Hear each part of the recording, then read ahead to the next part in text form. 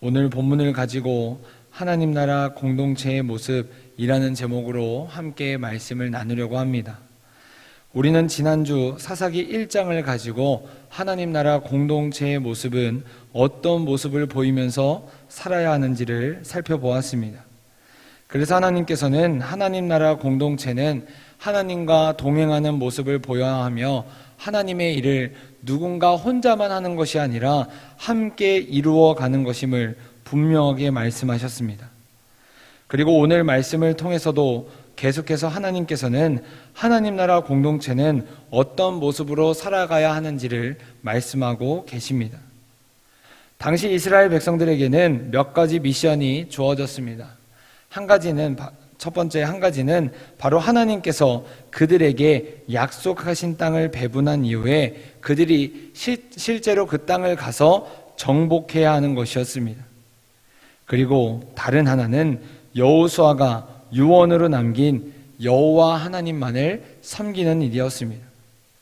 그리고 백성들은 그 여호수아 말에 반응하여서 하나님께 결단하고 하나님만을 섬기겠다라고 고백하였습니다. 하지만 오늘 성경을 보니까 지금 이스라엘 백성들은 두 가지 미션을 모두 다 실패한 모습을 보이고 있습니다. 그래서 하나님께서는 오늘 본문 1절의 말씀처럼 여호와의 사자를 백성들에게 보내셔서 백성들의 죄를 말씀하고 계십니다. 그리고 하나님께서는 하나님 나라 공동체의 모습이 어떠한 모습으로 살아가야 하는지를 말씀하셨습니다. 그렇다면 오늘 본문 속에서 하나님께서는 하나님 나라 공동체가 어떤 모습으로 살아가야 한다라고 말씀하셨을까요? 그리고 그 말씀 안에서 우리가 하나님 안에서 온전한 공동체의 모습으로 살아갈 때 우리는 하나님 안에서 어떤 은혜를 누리면서 살아갈 수 있게 될까요? 이러한 질문을 가지고 오늘 말씀을 살펴보려고 합니다.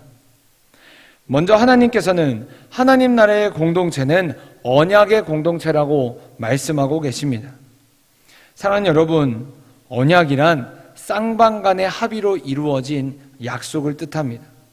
그리고 언약은 언약을 맺는 당사자들끼리 이 언약이 자신의 생명만큼이나 소중한 것임을 보여주기 위한 의식을 치릅니다. 그래서 하나님께서는 아브라함과 언약을 맺으실 때 짐승과 새를 반으로 쪼개고 그 사이로 타오르는 횃불이 지나가는 방식으로 언약을 맺으셨습니다. 왜냐하면 이 언약이 파기되면 그 언약을 맺는 존재가 이와 같이 반으로 쪼개지고 심판의 불을 경험하게 될 것이라는 그 사실을 상기시키기 위함이었습니다. 다시 말해 하나님께서는 아브라함의 생명뿐만 아니라 자신의 생명도 내어주며 하나님께서는 그 자신들의 백성과 그 언약을 영원히 지킬 것이라는 그 다짐을 하나님께서 직접 보여주셨다는 것입니다.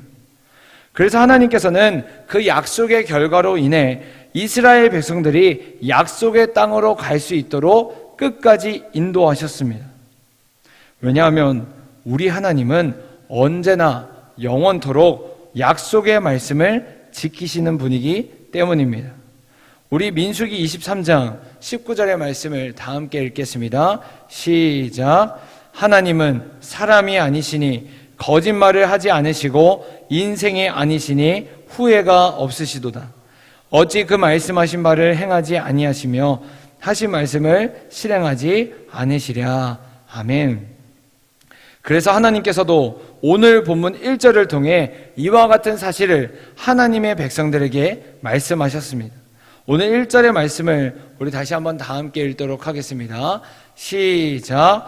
여호와의 사자가 길갈에서부터 복임으로 올라와 말하되 내가 너희를 애굽에서 올라오게 하여 내가 너희의 조상들에게 맹세한 땅으로 들어가게 하였으며 또 내가 이르기를 내가 너희와 함께한 언약을 영원히 어기지 아니하리니.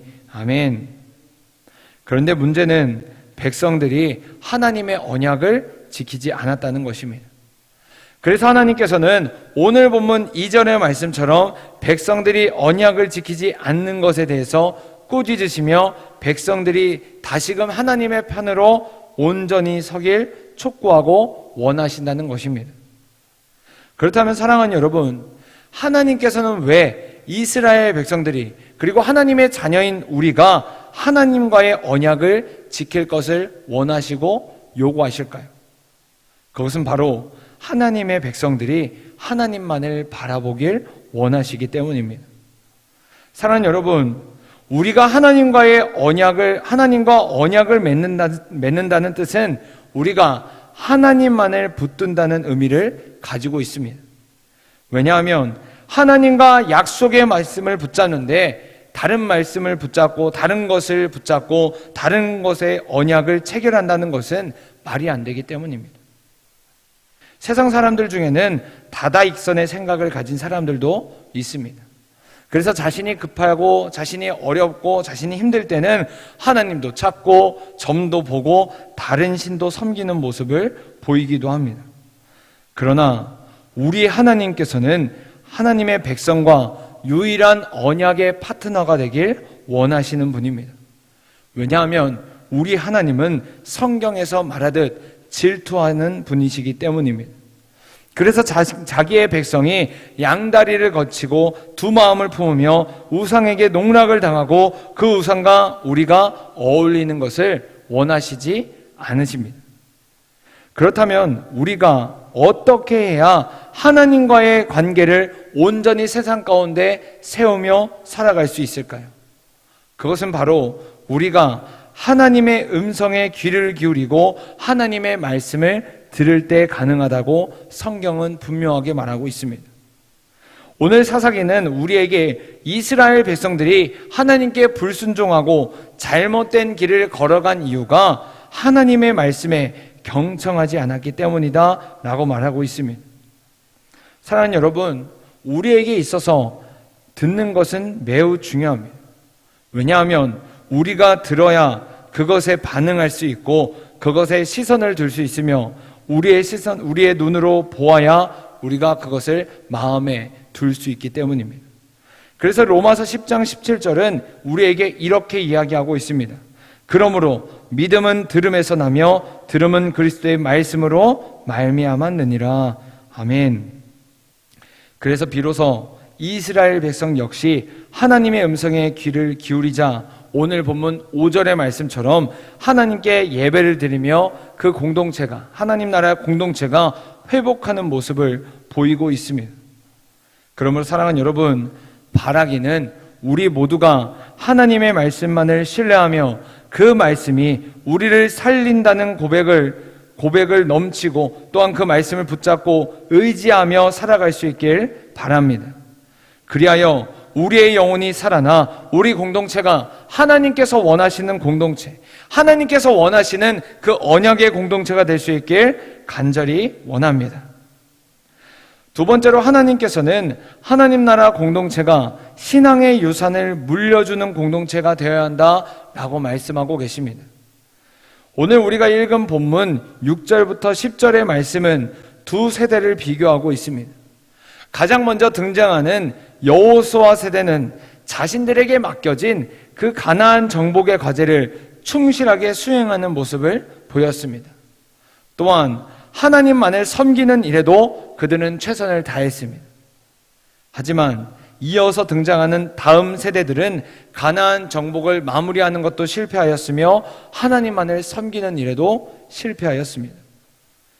그래서 하나님께서는 오늘 본문 10절에서 이들을 지금의 세대와 구분짓는 말인 다음 세대가 아니라 다른 세대라고 말하고 있습니다.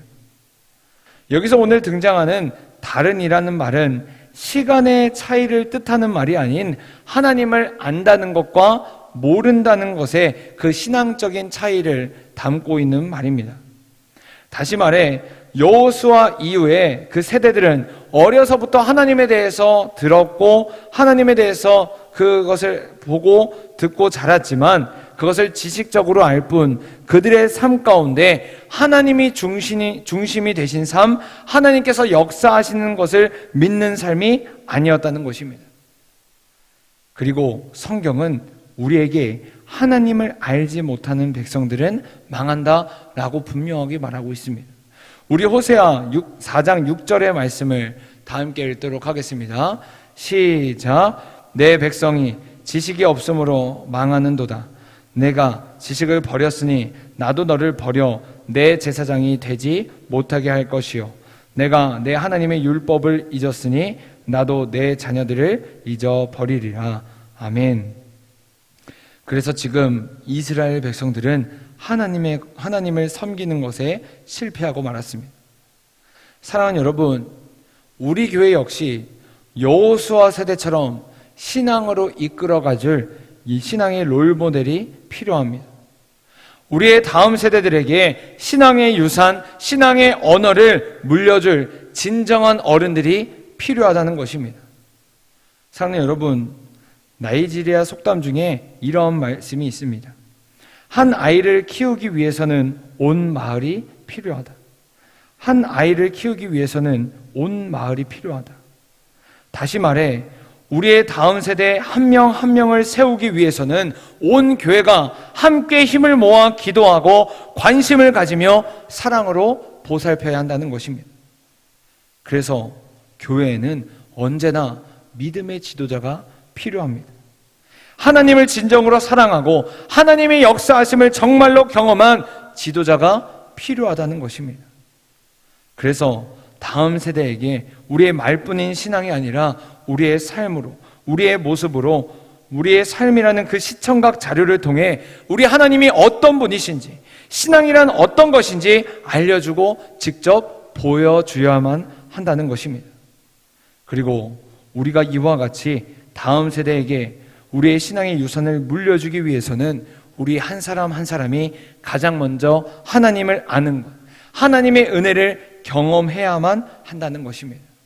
우리 호세아 6장 3절의 말씀을 다 함께 읽겠습니다. 시작. 그러므로 우리가 여호와를 알자. 힘써 여호와를 알자.